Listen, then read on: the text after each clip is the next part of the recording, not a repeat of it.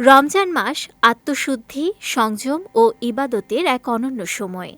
এই মাসে রোজা রাখা, নামাজ, দান ও ভালো কাজের মাধ্যমে মানসিক প্রশান্তি অর্জনই মূল লক্ষ্য। তবে রোজার পাশাপাশি পড়াশোনা, অফিসের কাজ কিংবা সংসারের দায়িত্ব চালিয়ে যেতে হয়।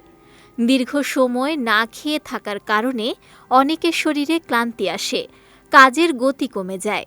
তাই রমজানে সুস্থ ও সক্রিয় থাকা অত্যন্ত গুরুত্বপূর্ণ।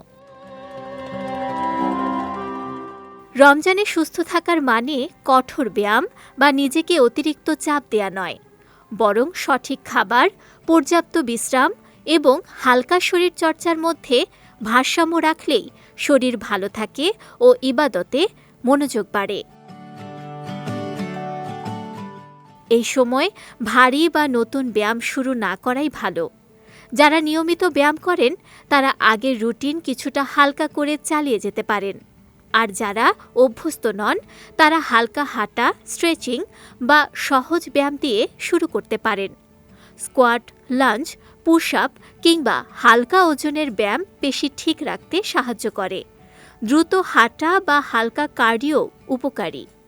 প্রতিদিন না করে একদিন পরপর ব্যায়াম করলেও যথেষ্ট উপকার পাওয়া যায়। ব্যায়ামের সঠিক সময় নির্বাচন করাও জরুরি। দিনের বেলায় খুব হালকা ব্যায়াম করা যেতে পারে। সাহারির আগে ব্যায়াম করলে পরে খাবার ও পানি পাওয়া যায় বলে শরীর দ্রুত শক্তি ফিরে পায়। ইফতারের পর হালকা খাবার খেয়ে কিছুক্ষণ বিশ্রাম নিয়ে ব্যায়াম করা যায়। কেউ চাইলে ইফতারের ঠিক আগে বা তারাবির পরও হালকা ব্যায়াম করতে পারেন। তবে ঘুমের সময় যেন কমে না যায় সেদিকে খেয়াল রাখতে হবে। রমজানে নিজের শরীরের সংকেতকে গুরুত্ব দিন।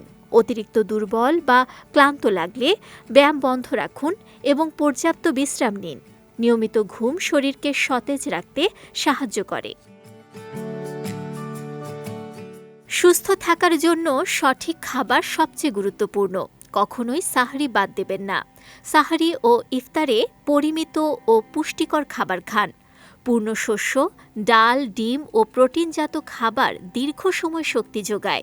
ইফতার থেকে সাহরি পর্যন্ত অল্প অল্প করে পর্যাপ্ত পানি পান করুন। সচেতনতা ও ভারসাম্য বজায় রাখলেই রমজান মাসটি হবে সুস্থ, শান্তিপূর্ণ ও আরও অর্থবহ।